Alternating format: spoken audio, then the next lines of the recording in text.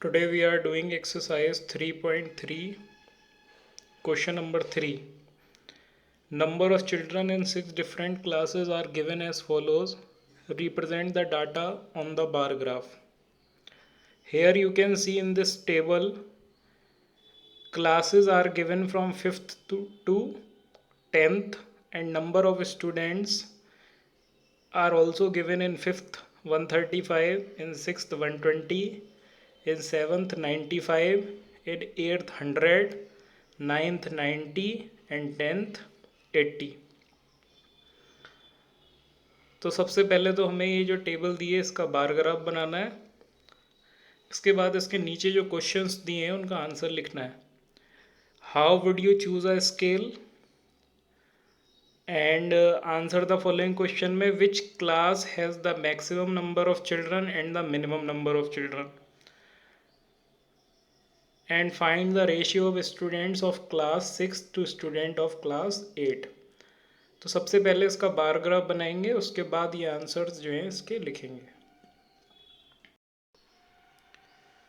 For drawing the bar graph, first of all you will draw a vertical line using scale as I am drawing. After that, this vertical is known as y-axis and the horizontal line, this is known as x-axis.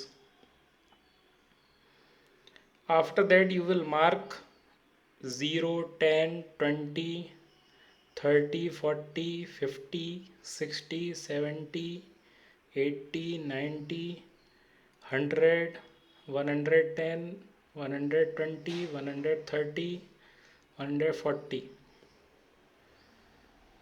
Now one by one we will mark like in class 5 this is 135। 135 किसके बीच में है? 130 और 140 के बीच में, और 5 blocks लेंगे 130 के ऊपर तो 135 होगा, उसके बाद एक बार बना देंगे। तो ये जो बार है ये कौन से क्लास का है? 5th क्लास का, तो इसमें 5th लिख देंगे। उसके बाद अब सेकेंड बार बनाएंगे। सेकेंड बार में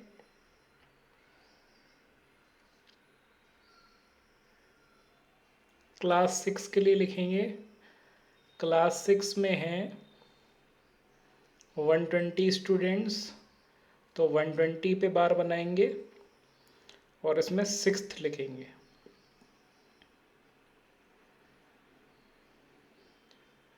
उसके बाद क्लास 7th में 95 हैं, तो 90 और 100 के बीच में होंगे, तो 90 के ऊपर 5 ब्लॉक्स लेंगे तो वो 95 हो जाएगा, और इसमें हम 7th लिखेंगे।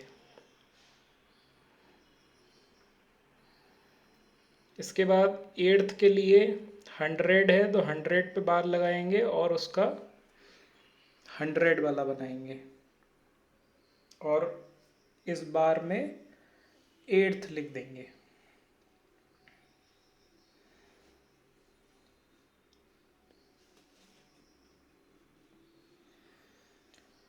उसके बाद 9th में 90 है, तो 90 पे बार लगाएंगे और बार बनाने के बाद उसमें 9th लिख देंगे। फिर 10th में 80 है, तो 80 पे बार लगाएंगे और उसमें 10th लिखेंगे। अब ये तो था कि हमें बार्स बनाने थे, तो वो बार हमने बना लिए। इसके बाद मार्क करेंगे दोनों एक्सेस पे कि कौन सा एक्सेस क्या दिखा रहा है।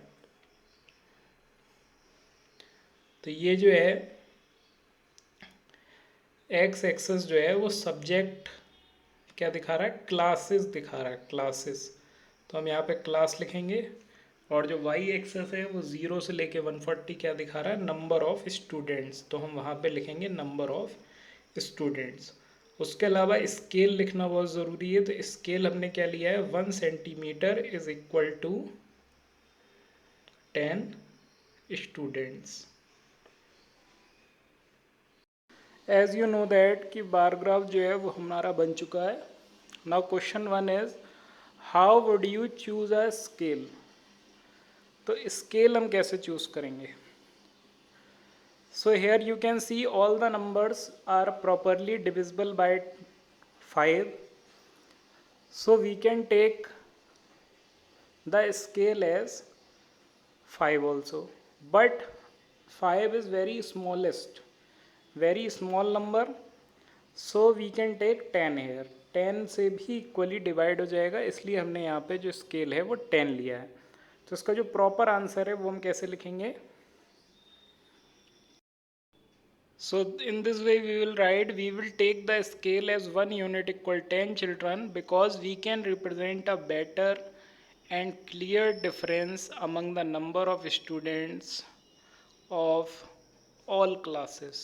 all classes भी लिख सकते हैं, क्लास 7th और क्लास 9th भी इस आंसर में लिख सकते हैं. Now this is question number B. Which class has the maximum number of children and the minimum number of children? And second part, find the ratio of students of class 6 to student of class 8th. Now let us find out.